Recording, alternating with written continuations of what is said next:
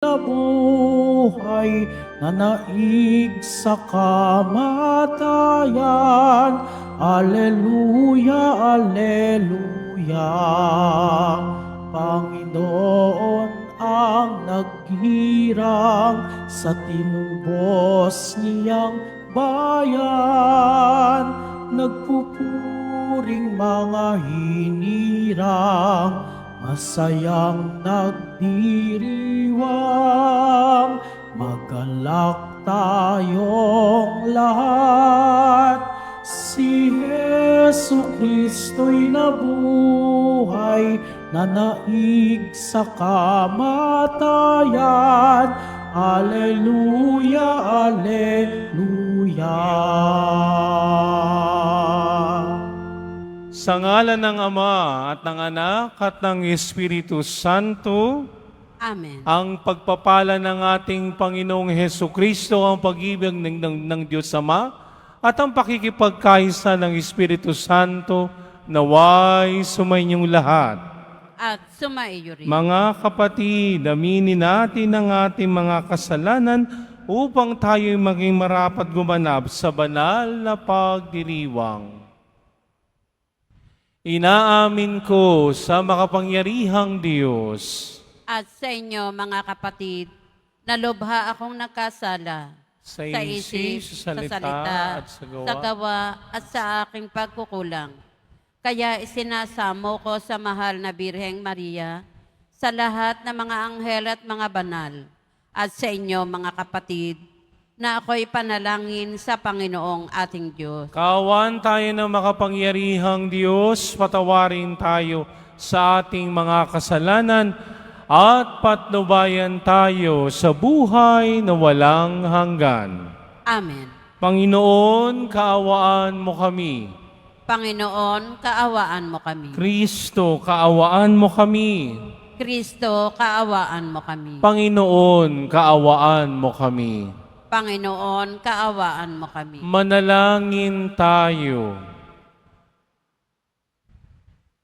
Ama naming makapangyarihan, gawin mong ang ginaganap naming Pasko ng pagkabuhay ay maisaloob namin at maisakatuparan sa pagtataguyod mo sa pamamagitan ni Hesu Kristo kasama ng Espiritu Santo magpasawalang hanggan.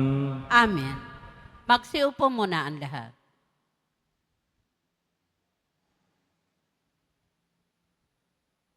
Pagbasa mula sa mga gawa ng mga apostol. Pagdating namin sa Roma, si Pablo'y pinahintulutang umupa ng sariling tirahan kasama ang isang kawal na pinakatanod niya. Makaraan ang 3 araw, inanyayahan ni Pablo sa isang pulong ang mga pangunahing Hudyo sa lungsod. Nang magkatipon na sila, sinabi niya, "Mga kapatid, bagamat wala akong ginawang laban sa ating bansa o sa mga kaugalian ng ating mga ninuno, hinuli ako sa Jerusalem at isinakdal sa kinatawan ng pamahalaang Romano. Matapos akong litisin, ako sana'y palalayain na, sapagkat wala naman akong ginawa na dapat parusahan ng kamatayan. Ngunit tumutol ang mga Hudyo, kaya't napilitan akong dumulog sa emperador, bagamat wala akong sakdal laban sa ating mga kababayan. Nagagapos ako ng tanikalang ito dahil kay Jesus, ang pag-asa ng Israel. Iyan ang dahilan kung bakit hiniling kong makausap kayo. Humigit kumulang sa 2 taong naninirahan si Pablo sa Roma, sa bahay na kanyang inuupahan, at tinanggap niya ang lahat ng nagsadya sa kanya. Hayagan at walang sagabal na nangangaral siya tungkol sa paghahari ng Diyos at sa Panginoong Heso Kristo. Ang salita ng Diyos. Salamat sa Diyos. Poon, ang mga mabuti ay kapiling mo parati. Poon, ang mga mabuti ay kapiling mo parati. Ang Panginoong Diyos ay matatagpuan sa banal na templo, at doon naman sa mataas na langit, naroon ang trono. At magbuhat doon ay pinagmamasdan ang lahat ng tao. Walang malilingid anuman ang gawin ng lahat ng ito. Poon, ang mga mabuti ay kapiling mo parati. Lahat ng mabuti, pati ang masama ay sinisiyasat. Namumuhing lubos siya sa suwail na wala ng batas. Ang poon ay tapat sa gawang mabuti. Siya'y nalulugod at sa piling niya, mabubuhay silang sa kanya'y sumunod. Poon, ang mga mabuti ay kapiling mo parati. Magsitayo na po ang lahat.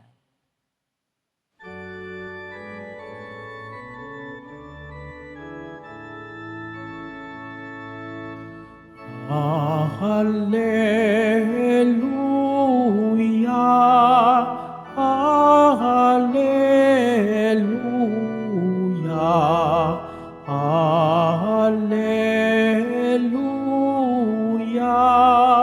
Hallelujah.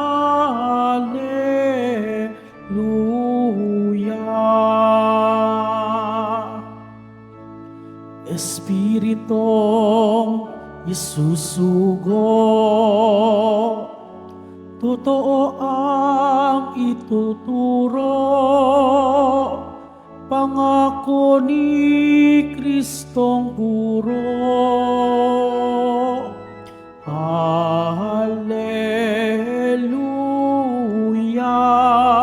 Hallelujah, Hallelujah,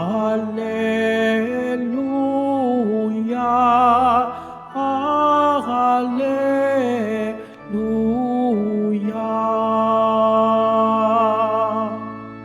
Sumainyo ang Panginoon. At sumaiyo rin. Ang mabuting balita ng Panginoon ayon kay San Juan. Papuri sa iyo, Panginoon.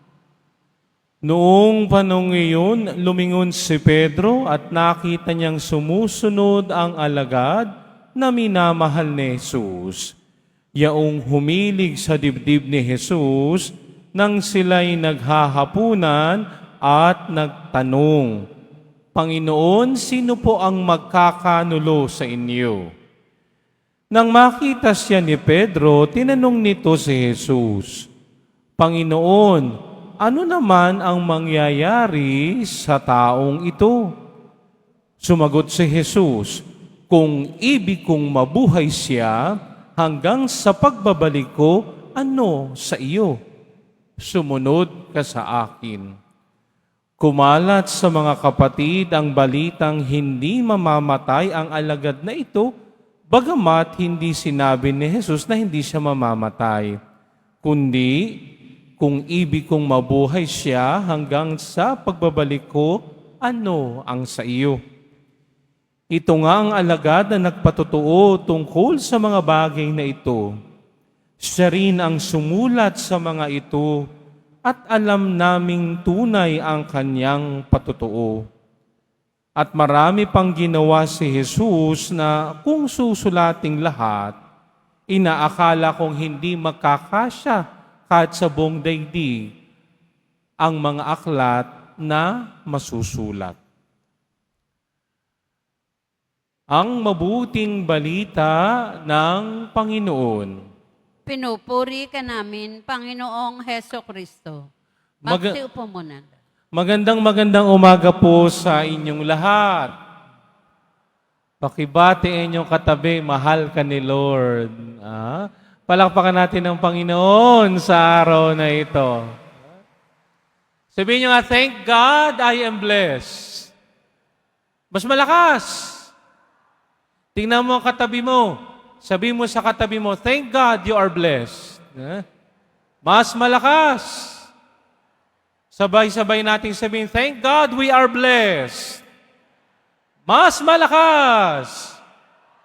Palakpakan natin ng Panginoon sa araw na ito. Uugaliin natin sasabihin, I am blessed, you are blessed, we are blessed. Amen?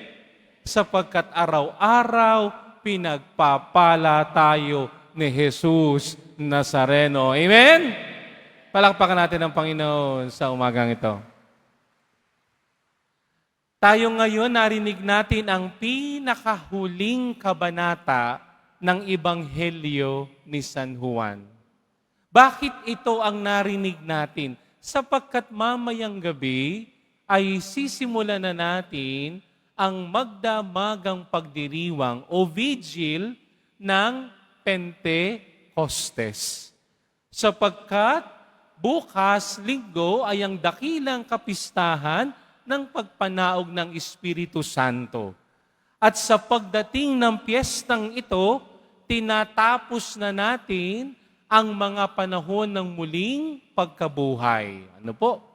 Kaya pagkatapos ng kapistahang ito, ng pagpanaog ng Espiritu Santo, makikita nyo na ulit kami mga pari nakasuotan ng berde. Bumabalik na tayo sa mga pangkaraniwang panahon. Pero hindi ibig sabihin pangkaraniwang panahon, ordinaryo lang, hindi. Kaya berde ang suot ng pari ay para paalalahanan tayo katulad ng mga halaman, ngayong panahon ng tag-ulan, kailangan tayong lumago. Amen? Sapagkat tayong mga tagasunod ni Kristo, tayong mga Kristiyano, tayong mga deboto, kailangan din tayong lumago. Amen? Huwag kang mananatiling bonsai. Alam niyo yung bonsai? Hindi na lumalaki. Tignan mo yung katabi mo. Tignan mo yung katabi nyo, sabi mo, huwag kang maging bonsai. Ayan. Kailangan sa buhay natin bilang tagasunod ni Jesus, tayo ay lalago. Huwag tayong magiging bonsai. Sapagkat tayo ay hindi palamuti.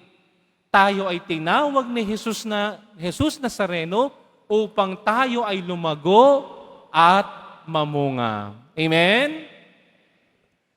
Ay narinig natin sa mabuting balita, no, ang tagpo ni Pedro at ng Panginoong Jesus.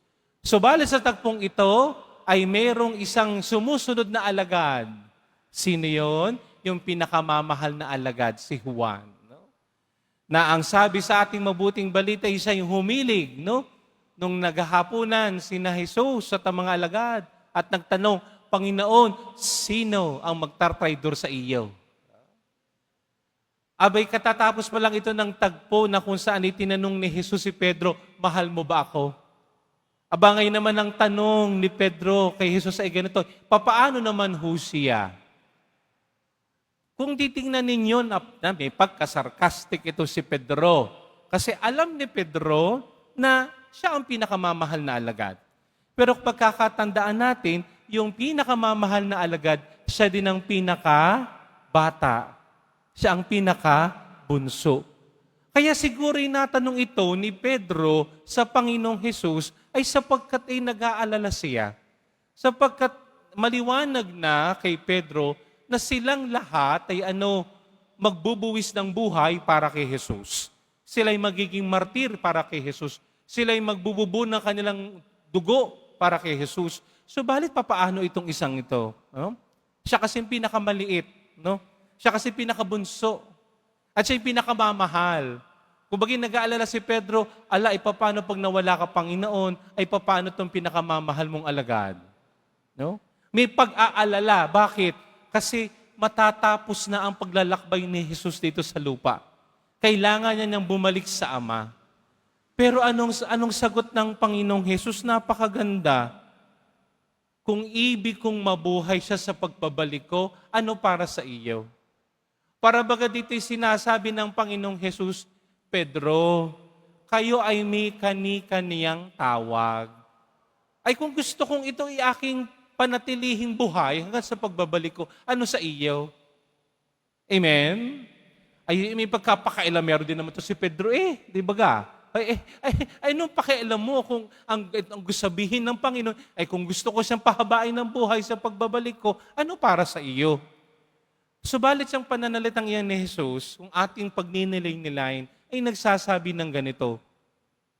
Para bang sinasabi ni Jesus kay Pedro, Pedro, kailangan ko na mayroong manatiling maging saksi ko. Bakit? Kasi kapag walang matitirang saksi ko, baka ang mga kwento tungkol sa akin, baka ang mga aral tungkol sa akin ay mauwi lamang sa kathang isip lamang. Baka ang mangyari, gawa-gawa lang. Baka ang mangyari, maging chismis na lang. Kaya kailangang merong matira para maging saksi ko at magpatotoo sa akin. At yan tayo ngayon. No? Ang mga alagad ay nagsingamatay na. Subalit tayo'y buhay pa. Tayo ang nananatiling saksi ni Jesus sa mundong ito, sa daigdig na ito, sa sanlibutan ito. Sa ating pagdedebosyon kay Jesus Nazareno, mas pinapalalim ko at pinapalalim natin ang pagiging saksi natin kay Jesus. Hindi lamang sa kanyang pagpapakahirap, sa kanyang pagkamatay, ngunit lalo higit sa kanyang muling pagkabuhay. Kaya tayo bilang mga deboto, tayong mga Kristiyano, tayong mga Katoliko, ay tayo pinapaalalahanan ni Jesus na maging saksi tayo niya sa mundong ibabaw na ito hanggang sa muli niyang pagbabalik. At napakaganda sa bandang dulo, sa bandang dulo ng ating mabuting balita, sinabi ng Ebanghelyo ni San Juan na hindi lahat ng bagay ay nasulat dito. Anong pinupunto dito ng Ebanghelista? Simple lang.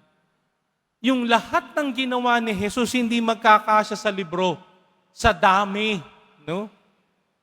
Yung mga ginawa ni Jesus ay talagang hindi magkakasya. Subalit sapat na yung mga naisulat ko dito para ipakilala, ipakita at ipahayag sa inyo ang tungkol kay Jesus. Sapagkat pagkakandaan-dandaan ho natin, ang Biblia ay hindi historical book. Hindi historical in the sense, hindi po ito history book. Ang banal na kasulatan, ang Biblia natin ay kwento ng kaligtasan na ginawa ng Diyos para sa tao. Kaya itong binanggit ng ating Ebanghelista, bakit? Ipinunto niya dito na ang mahalaga sa buhay ni Jesus ay ang kanyang mga turo at aral at paano niya ito ipinakita sa pamamagitan ng kanyang mga himala sa mundong ibabaw na ito. Na para bagang sinasabi sa atin ng Ebanghelista, sa araw na ito, yung mga naisulat ko dito'y sapat na. Yung mga naisulat ko dito'y paniwalaan at panindigan natin. Na yung mga naisulat dito'y panampalatayaan na natin. Bakit? Sapagkat sa pamamagitan ng aking mga naisulat na ito, ako ay nagpapatotoo na si Jesus ay tunay na buhay, na si Jesus ay namatay at muling nabuhay upang ako at tayo iligtas. Na ang Panginoong Jesus ay magbabalik muli. Kaya ako at tayo ay hinahamon maging saksi tayo hanggang sa kahuli-hulihan. Amen? Amen? Pakinggan natin ang unang pagbasa. Narinig natin, nagpaalam na rin si Pablo bakit nakulong siya. No? At siya'y sinasabi sa atin na siya'y nagkasala sa bayan. Yun ang bintang sa kanya. Yun ang kaso sa kanya. Pero hindi naman yun Ang totoong dahilan kung bakit si Pablo ay nakulong ay sapagkat siya'y nangangaral tungkol kay Jesus. At ang mga nagsuplong sa kanya ay walang iba kundi ang mga Pariseo at Saduceo. Ang mga Hudyo sa panahong iyon. Pero nagsisisi ba si Pablo? Hindi. Nagsisi ba siya nang siya'y makulong? Hindi. Oo, nalungkot siya bilang tao. Siyempre, sino ba naman ang gustong makulong? Sino ba naman ang gustong mahirapan? Subalit alang-alang kay Jesus, gagawin niya ang lahat. Kaya siya'y namaalam na sa kanyang mga kasamahan. Sapagkat malapit na rin siyang mahatulan at mapugutan ng ulo. Pero ang maganda nito, sa unang pagbasa pinapakitaan ako at tayo, na tayo din ay maging katulad ni Pablo. Ano yun? Na maging tunay na saksi ni Kristo. Na ako at tayo ay tumayo para kay Kristo. Ano't ano man ang mangyari. At higit sa lahat, huwag na huwag akong mahihiya para kay Jesus. Kasi yung iba sa atin ay para bagang hiyang-hiya na ipakita na sila'y Katoliko, na sila'y deboto. Huwag. Maging katulad tayo ni Pablo, huwag tayong maging duwag sa pagiging saksi at alagad ni Kristo. At yun din ang sinasabi sa atin ng ating mabuting balita, maging saksi ako at maging saksi tayo. Palapitan ng papalapit ng pagtatapos ng panahon ng muling pagkabuhay ng Panginoon. Matatapos ng Easter season, ang dalangin ko po'y ganito, na sa tulong ng Espiritu Santo, lahat ng ating natutunan ngayong panahon ng Easter season ay maisaloob ko sa isip, sa salita at sa gawa. Na lahat ng ating napagnilayan nung panahon, na tayo'y nasa panahon ng muling pagkabuhay, dadalhin natin sa ating mga puso. At higit sa lahat, ako at tayo ay hinahamon sa ating mabuting balita na ako at tayo ay maging mga buhay na Biblia sa panahong ito. Bakit buhay na Biblia? Sapagkat ako at tayo hinahamon na lagi, palagi at araw-araw na maging saksi para kay Jesus Nazareno. Hari nawa sa pagkapatuloy ng ating banal na misa ngayong ikapitong linggo ng muling pagkabuhay ng Panginoon, unang Sabado sa buwan ng Hunyo, nawa sa paghahanda natin sa dakilang kapistahan ng Pentecostes, nawa ako at tayo ay maging maalab. Huwag mawala ang sidhi, ang silakbo ng pagmamahal, ng ating pagsunod, ng ating pananampalataya kay Kristo. At ang panalangin ko, habang tayo'y nabubuhay sa mundong ito, kayong mga debotong narito, ako nakadeboto rin ninyo, huwag tayong mananawa na laging maging saksi ni Jesus na ating Poong Jesus Nazareno. Amen? Palakpakan natin ang Panginoon sa umagang. Tumayo na po ang lahat.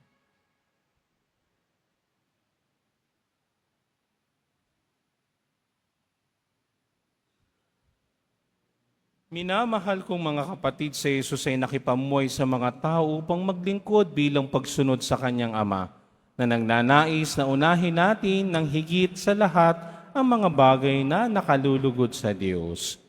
Panginoon, Ikaw ang lahat sa amin. Panginoon, Ikaw ang lahat sa amin. Ang mga pinuno ng simbahan naway maging mga tunay na lingkod na kumikilos na may pagmamalasakit na katulad na pinakita ni Kristo sa kanyang mga apostol. Manalangin tayo. Panginoon, Ikaw ang lahat sa amin. Ang mga pinuno ng pamahalaan naway maging tapat sa kanilang mga pananagutan at makatupad sa kanilang mga tungkulin ayon sa diwa ng pag-ibig at paglilingkod. Manalangin tayo. Panginoon, Ikaw ang lahat sa amin. Ang mga nagdaranas ng kahirapan naway tumanggap ng lakas mula sa banal na Espiritu. Manalangin tayo. Panginoon, Ikaw ang lahat sa amin. Ang mga may karamdaman naway maunawaan ng kanilang pagdurusa kung titiisin bilang pakikiisa kay Kristo ay maaaring maging biyaya. Manalangin tayo.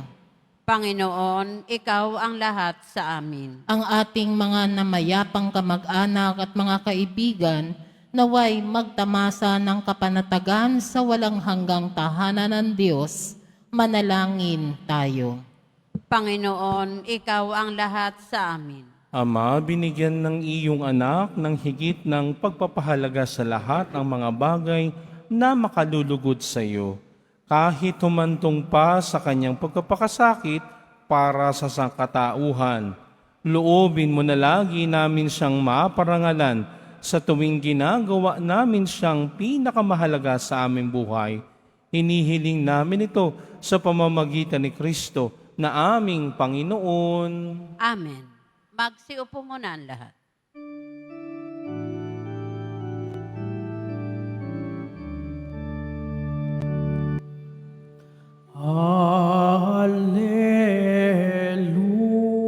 Alleluia.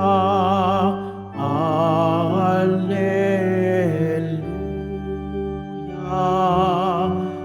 Alleluia.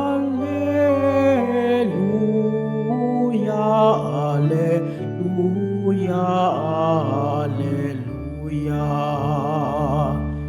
Ito nga ang araw na ginawa ng Panginoon. Magalak tayo't magdiwang sa Kanya. Alleluia. Alleluia.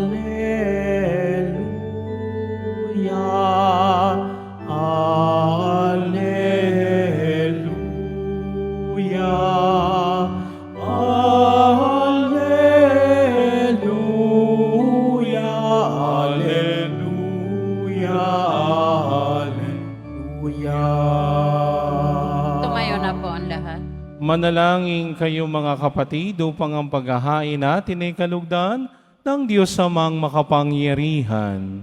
Tanggapin nawa ng Panginoon itong paghahain sa iyong mga kamay, sa kapurihan niya at karangalan, sa ating kapakinabangan at sa buong sambayanan niyang banal. Ama naming lumikha sa banal na paghahain ito, maihanda nawa ang aming kalooban ng pagdating ng Espiritu Santo na siyang ikapagpapatawad ng mga kasalanan.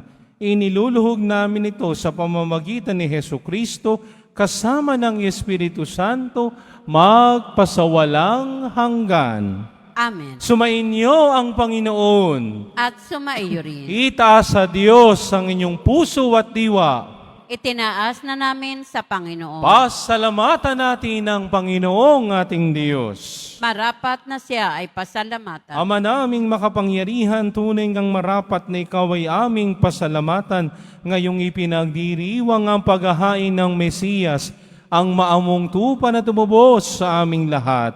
Siya'y talagang maaasahan at ang katapatan niya sa pananagutan ay siyang bumago sa dating pamumuhay sa sangkatauhang namihasa sa pagkasalawahan.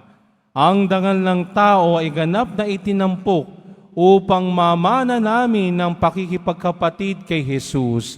Kaya kaysa namang hena nagsisiawit ng papuri sa iyo, nang walang humpay sa kalangitan, kami nagbubunyi sa iyong kadakilaan. Santo, Santo, Santo, Panginoon Diyos na mga hukbo, napupuno ang langit at lupa ng kadakilaan mo, o sana sa kaitaasan. Pinagpala ang naparirito sa ngalan ng Panginoon, o sana sa kaitaasan. Magsiluhod po ang lahat. Ama naming banal, ikaw ang bukal ng tanang kabanalan, kaya't sa pamamagitan ng iyong Espiritu, gawin mong banal ang mga kaloob na ito, upang para sa amin maging katawan at dugo ng aming Panginoong Hesu Kristo.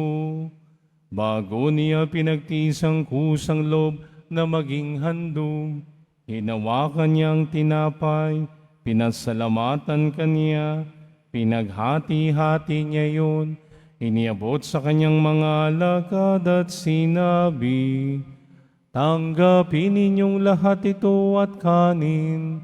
Ito ang aking katawan na ihahandog para sa inyo.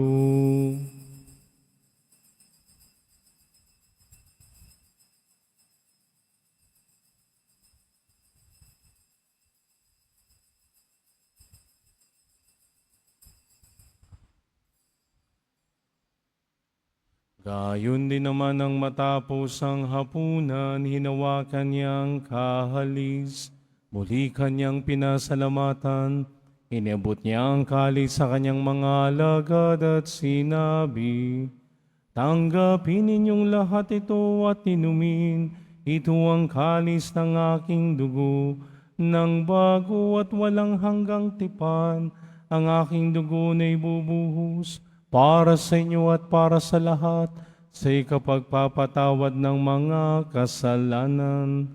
Gawin ninyo ito sa pag-alala sa akin.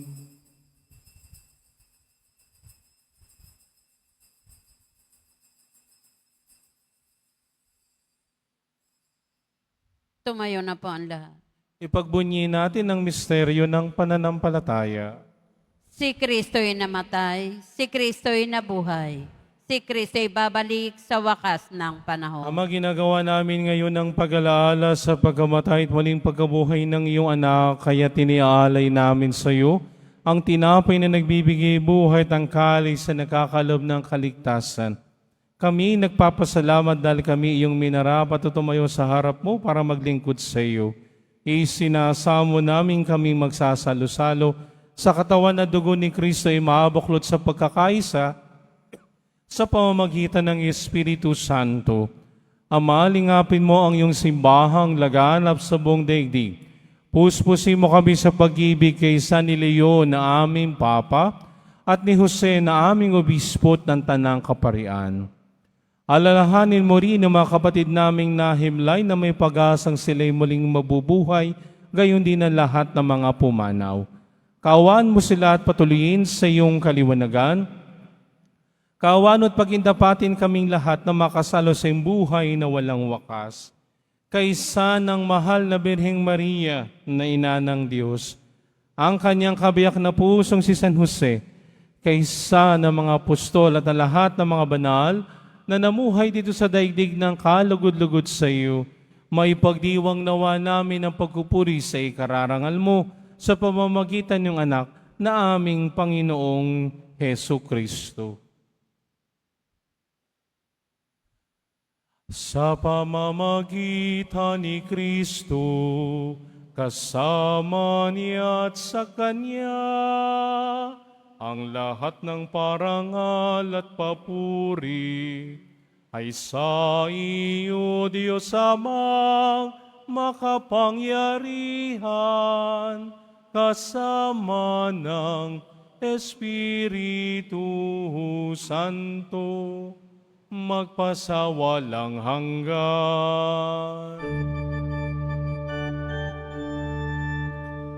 Amen, amen, amen.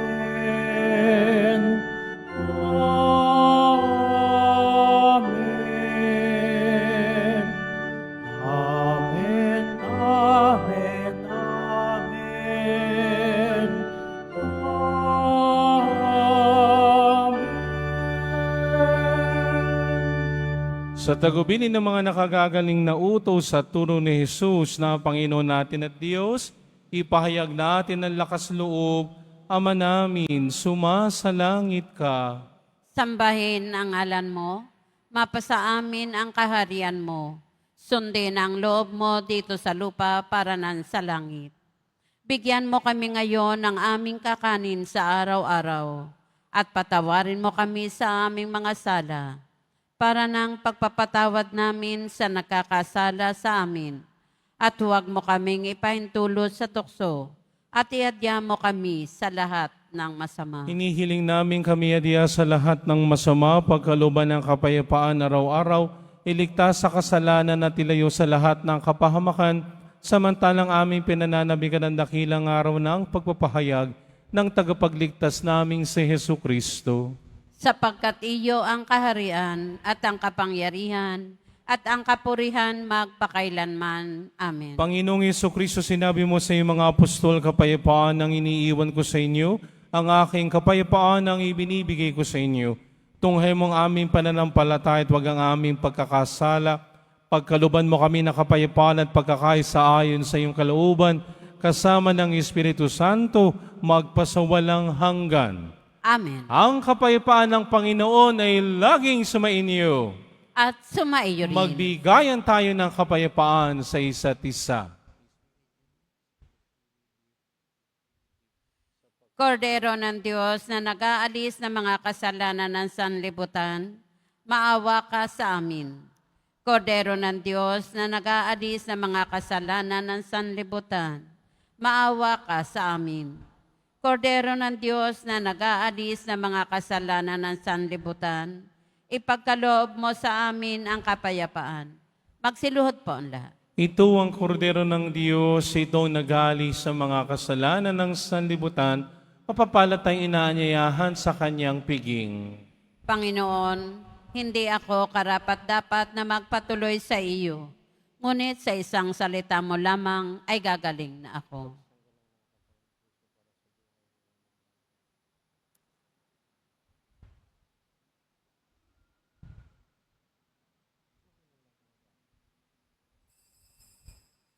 Para sa lahat ng tatanggap ng banal na komunyon, sasagot po tayo ng amin.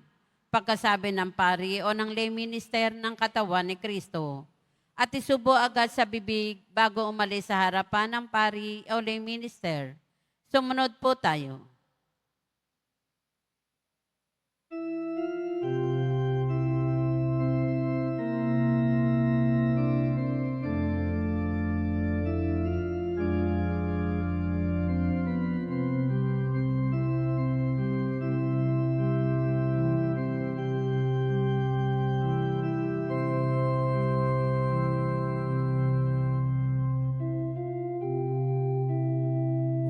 Ang sumindak sa dilim, buong kalangitan, nagsaya't nagmingning, kumislap, umindak ang mga bituin, nalikha ang lahat ng mga lupain.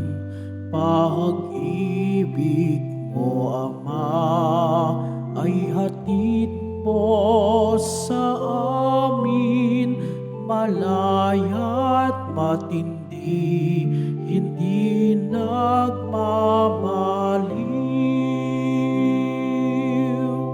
Dinidig sa tuwa ang buong nilikha, pinuno ng aliw ang aba at ang dukha ng pagmamahal, binigay mong sadyang matupad sa gawa ang iyong salita. Ang liwanag mo ang sumindak sa dilim, buong kalangitan, nagsaya't nagningning, kumislap, umindak ang mga bituin, nalikha ang lahat ng mga lupain.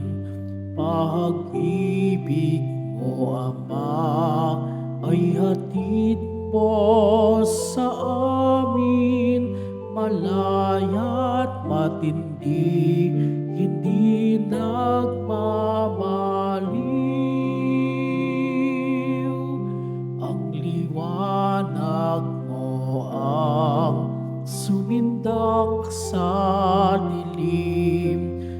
buong kalangitan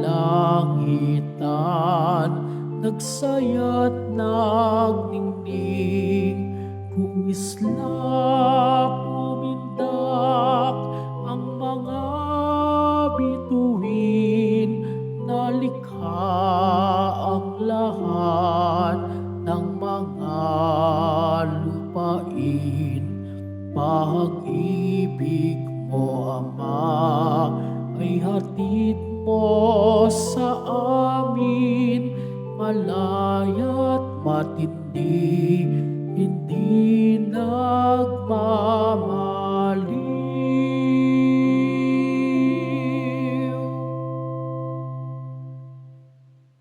Mga kadeboto, mabibili pa rin po sa ating Parish Office ang Nazareno Images at ang Nazareno Novena and Prayer Booklet in English or Tagalog. Inihahandog po ng programang Home Base Plus ang mga kwento ng himala ng Poong Jesus Nazareno. Ito po ay mga dokumentaryo sa mga buhay na binago ng ating Nuestro Padre Jesus Nazareno.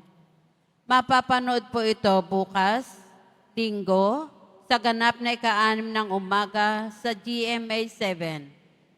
Gayon din, para sa mga nais magbahagi ng kanilang mga kwento ng himala ng Nazareno, mangyari na mag-email sa himala-ng-nazareno@gmail.com. Inaanyayahan po ang lahat na sumubaybay. Pagkatapos ng misa, wiwisikan po ang lahat ng banal na tubig. Pinakikiusapan ng lahat na manatili lamang muna sa inyong mga lugar. Sa Quezon Boulevard o Plaza San Juan lamang ang labasan ng lahat. Sumunod po tayo. Maraming salamat po sa inyong pagdalaw at pagsisimba sa Basilica Minor at Pambansang Dambana ni Jesus Nazareno. Tumayo na po ang lahat. Manalangin tayo. Ama naming mapagmahal, pahintulutan mong sa aming pagdalangin, kaming itinawid mo mula sa lupa patungo sa bago na dulot ng banal na salo-salo, ay makapagbago nawa sa aming kalooban sa pagsisikap naming anlumay talikdan sa pamamagitan ni Hesukristo kasama ng Espiritu Santo, magpasawalang hanggan. Amen. Sumainyo ang Panginoon. At sumaiyo rin. Ilabas ang mga pababasbasan, itaas ang mga kamay, iyuko ang inyong mga ulo. Mahal na Poong Jesus Nazareno, inihayag mo sa pamamagitan ng krus ang walang maliw na pag-ibig ng Diyos sa sangkatauhan. Pakinggan mo ang kahilingan, lalo na para sa mga nangangailangan ng iyong tulong at awa. Makamtanawa namin ang iyong kasagutan na may utang na loob na tinatanaw. Basbasan din po ninyo itong mga imahen at dasalan upang lalo kaming manalangin at magtiwala. Sa pamamagitan ng bendisyon na ito, naway lalo kaming maging mapaglingkod, masunurin, at tapat sa iyo na aming malwalhating Panginoon, magpasawalang hanggan. Amen. Pagpalain kayo ng makapangyarihang Diyos, Ama at Anak at Espiritu Santo. Amen. Humayo kayong taglay ang kapayapaan ng Poong Jesus Nazareno. Salamat sa Diyos. Viva nuestro Padre Jesus Nazareno! Viva!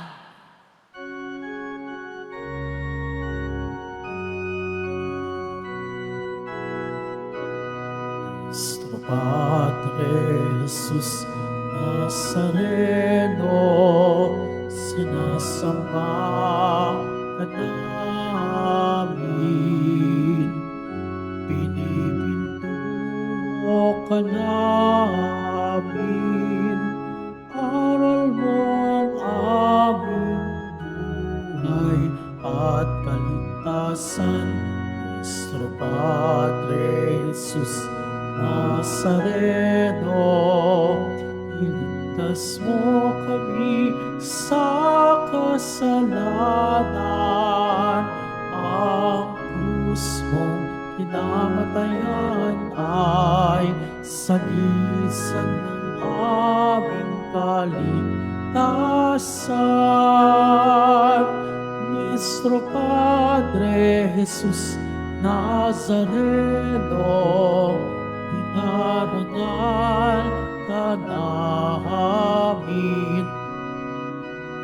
Nuestro Padre Jesus Nazareno, niluluwalhati ka namin.